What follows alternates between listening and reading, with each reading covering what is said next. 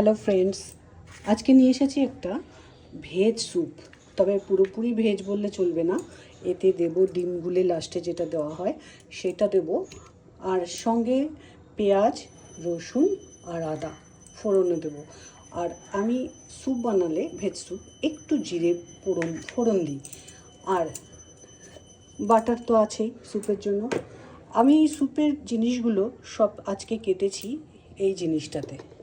তোমাদের নিশ্চয়ই জানা আছে, এটা বেশ সুন্দর ঝুড়ি ঝুড়ি হয়েছে। আজকে বড় বড় টুকরো করিনি।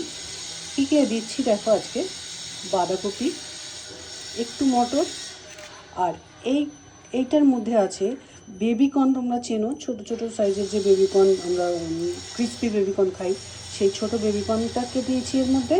সঙ্গে একটু গাজর দিয়েছি, একটুখানি ক্যাপসিকাম দিয়েছি। আর এটা হচ্ছে একটু পেঁপে, একটা ছোটো টুকরো পেঁপে গ্রেট করে দিয়েছি। আর এটা তো তোমরা চেনো, ব্রোকলি, কর্ন, সুইট কর্ন, আর আদা, পেঁয়াজ, রসুন, এই তিনটে জিনিস ফোড়নে যাবে। ডিমটা লাস্টে যাবে স্যুপে, আর ধনে পাতাটাও লাস্টে যাবে। অ্যারারুট রেখে দিয়েছি, 1 চামচ দেবো এর মধ্যে থেকে। বাটার দিয়ে আমি ফোড়ন দেবো এবং বাটারটা লাস্টেও দেবো। বানাবো যখন তখন তোমাদের সাথে আবার শেয়ার করছি। এখনকার জন্য টাটা। লেবুটা তোমাদেরকে বলতে ভুলে গেছিলাম, লেবুটা কিন্তু অপশনাল, কিন্তু দিলে বেশ ভালোই লাগে আমার, তোমরাও দিতে পারো। আর একটা জিনিস আমার কাছে যাটা নেই সেটা হলো পেঁয়াজ কলি। এখন তো শীতকালে পেঁয়াজ রসুন পাতা পাওয়া যাচ্ছে। যদি একটু কুচি করে ওপরে গার্নিশে দেওয়া যায় বেশ ভালোই হয় স্যুপটা, ভেজ স্যুপটা আর কি, যাতে চিকেনটা নেই আর কি।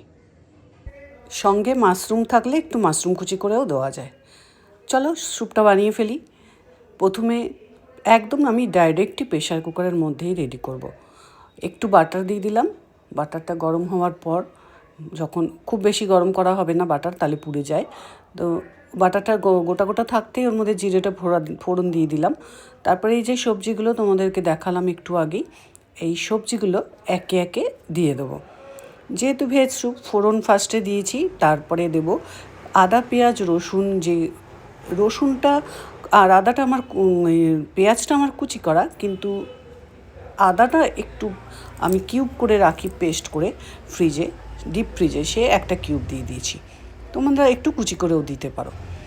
এরপরে যে সবজিগুলো ছিল সব একে একে দিতে থাকবো। যেগুলো যত তাড়াতাড়ি সিদ্ধ হয় সেগুলো সেরকমভাবে দেব। প্রথমে বাঁধাকপি দিয়েছিলাম, তারপরে সব দিয়ে দেবো। মানে এখানে যেহেতু এগুলো একদমই কুচি কুচি করা, মানে ঝিরি করে কাটা, চপ করা, সেই কারণে খুব বেশি, তোমরাও জানো যে সিদ্ধ হতে প্রবলেম হবে না। তার মধ্যে তো প্রেশার কুকার, সবগুলো আস্তে আস্তে একটা একটা একটা একটা করে দিয়ে একটু একটু করে নাড়তে শুরু করে দিলাম। নাড়ার কাজটা আমার হাজব্যান্ড করছে আজকে, আমি ওগুলো এক এক করে দিচ্ছি। আর এই যে দেখছো এর মধ্যে যে কুচিগুলো লেগে আছে, এই যে জলটা, একটু নাড়াচাড়া করার পর একটু নুনটা দিয়ে দিতে বললাম আমি, যে একটু নুন দিয়ে দাও আন্দাজ মতন। আজকে ওই আন্দাজ মতন নুন দিয়েছে, শেষে টেস্ট করে নয় একটু দেখেই নেব। তবে আমার হাজব্যান্ড ভালো রান্না করে। এটা আমি যেহেতু গাইড করছি, এটা আমার কথা শুনে করছে, কিন্তু না হলেও সে পারে রান্না করতে।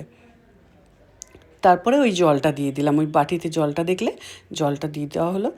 আর প্রেশার কুকারের, ইন্ডাকশানে যেহেতু হচ্ছে, ইন্ডাকশানে প্রেশার কুকার মুখটা চালিয়ে দিলাম। নিজে থেকে 3-4টে সিটি পড়লে ইন্ডাকশানটা অফ করে দেবো। এদিকে একটুখানি ব্যবস্থাগুলো করে নিই। ডিমটা ফাটিয়ে রেখেছি, একটু অ্যারারুট গুলে রেখেছি, লেবুটা তো লাস্টে দেব, আর ওদিকে বাটার রেডি করে রেখেছি, এইটা দিয়ে দিলাম। অ্যারারুটটা দিয়ে একটু বাটিটা জল দিয়ে ধুয়ে দিলাম, ধুয়ে সেই জলটাও দিয়ে দেবো। একটু ফুট আসার অপেক্ষা করতে হবে। ফুটটা আসলে তবেই অ্যারারুটে একটু জাস্ট যেন একদম জল না খেতে হয়, সেই জন্যই আমি একটু অ্যারারুটটা ইউজ করি। নয়তো অ্যারারুট না দিলেও চলে। যদি কেউ ডায়েটের জন্য করে যে একদমই আটা ময়দা অ্যারারুট ইউজ করবে না, তাহলে অ্যারারুটটা না দিয়েও তোমরা খেতে পারো। ডিমটাও দিয়ে দিয়েছি, ডিমটা দিয়ে এবার একটু নাড়াচাড়া করলাম। দেখছো আমার একটু নাড়তে দেরি হয়ে গেছিলো, ডিমটা একটু বেশি বড় বড় টুকরো, ওগুলো আমি নাড়িয়ে নাড়িয়ে ভেঙে দেবো। যদি এক হাতে দাও আর এক হাতে নাড়াতে থাকো তাহলেই এই জিনিসটা হয় না। আমি যেহেতু একবারে দিয়ে ফেললাম ওই জন্য একটু বড় বড় টুকরো উঠে এলো। এরপরে দিয়ে দেবো লেবুটা। লেবুটা টিপে দিয়ে দিলাম।